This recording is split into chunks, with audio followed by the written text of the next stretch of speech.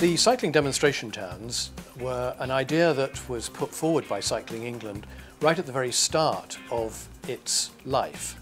These towns are, I suppose, the centrepiece of our effort to convince government that when you invest at the sort of level that towns in Europe have invested in cycling, you can really make a difference. I've never cycled in my life. I don't know how to ride a bicycle. There's too many cars and pedestrians around to be able to cycle. Because I've got nowhere to keep a bike. My mum takes me around everywhere. Well, first of all, I don't have a cycle. I'm rather lazy actually. I have a car. I never cycle on the roads. The cars don't take any note of bikes at all. I don't have the interest. I don't cycle because most of the cycle routes tend to be on roads and not along nice places like the seafront. I'm quite scared of roads. It's full of traffic. We have a vision where everybody's given an opportunity to cycle and really create a culture of vibrancy in the city. Exeter's got a unique opportunity in the moment. We're having a massive reorganisation of the way education is offered. We've got 5 new secondary schools being built. As part of the planning permission, all of these schools had to have a really good school travel plan. One of the schools, St Luke's, started off I think with a baseline of 2% of trips by cycle. It opened in January and it's already up to 12.5%.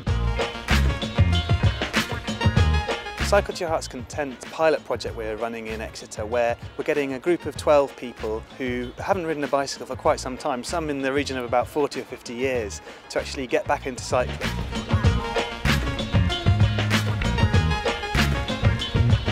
I think it's fabulous, I love it. They've covered every aspect from safety to looking after yourself and other people. We're only 4 weeks into it, but we've just gained so much confidence.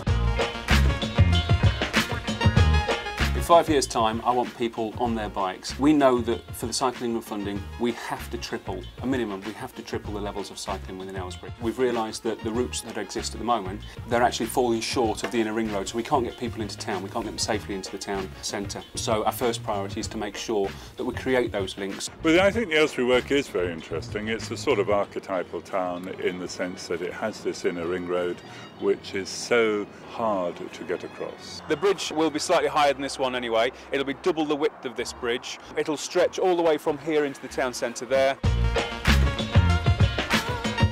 There's a real call to action for people, residents within Aylesbury, to get on their bikes. They know what we're doing, they know we've received this additional funding, they know we're match funding it, and it's a case of us all getting together to make sure that we actually achieve the aims of the cycle demonstration towns. I don't want cycling to be something that you do when you're fit and young and strong. I want cycling to be something that is a part of everybody's life in different ways. In Brighton, the town is developing a large-scale personalised travel planning programme targeting about 10,000 people, and they're saying, well, what are the things that we can offer to people to create an incentive for them to start cycling? And the more people we have who cycle, then the better the image of cycling will be. We believe we were chosen by Cycling England to be a demonstration town because the extra investment that makes available will make a real difference to the rates of cycling here. We've got a gyratory one-way system that in effect forms a ring of traffic around the city centre, and it's penetrating that's particularly important. What we're trying to do there is to utilise existing routes, particularly old canal paths and parts of railway lines, to develop those and to help link Lancaster, particularly with nearby Morecambe, which is about a mile away.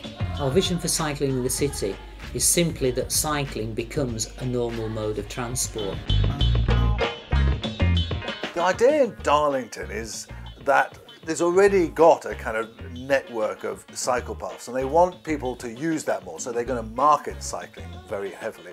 But also they're going to effectively close off the town centre to cars during the day, and so people will only be able to reach it by public transport, but particularly they want people to cycle and walk there. The work you can see behind us basically is the start of our pedestrian heart work. We've taken out the old layout, relaid the setup of the town centre, and we're creating this shared space you can see behind us here. Previously the main barriers were really the ring road, which surrounds 3 sides of the town.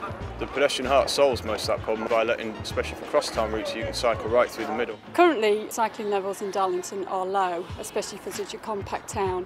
They're currently at about 1% of all trips. We'd really like to increase that to 3%, and that's the target for the project.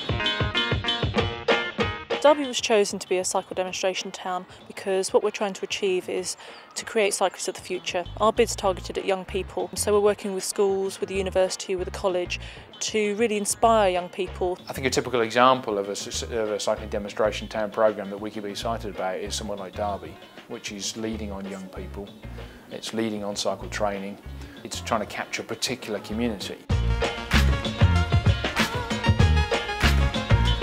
Today we're at Walter Evans School and there have been 22% of children that have cycled in. It's bike week, cycle to school week, and we've run a bikers breakfast. So we've managed to engage pupils but also their parents in coming in through a raffle for a new bike.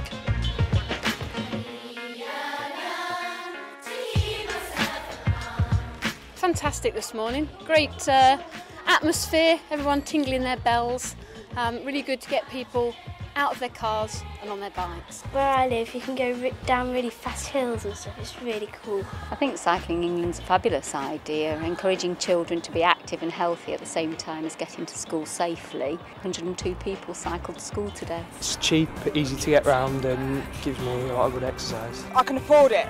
Not only is it good for the environment, it's good for people's health. It keeps you fit, it's good for you, I enjoy it, like getting out and about. It's much easier than using a car or a motorbike. Why to avoid the traffic? It's so much quicker to get around town. Fresh air, a good exercise. Because I want to keep fit and I want to go green and I enjoy it basically.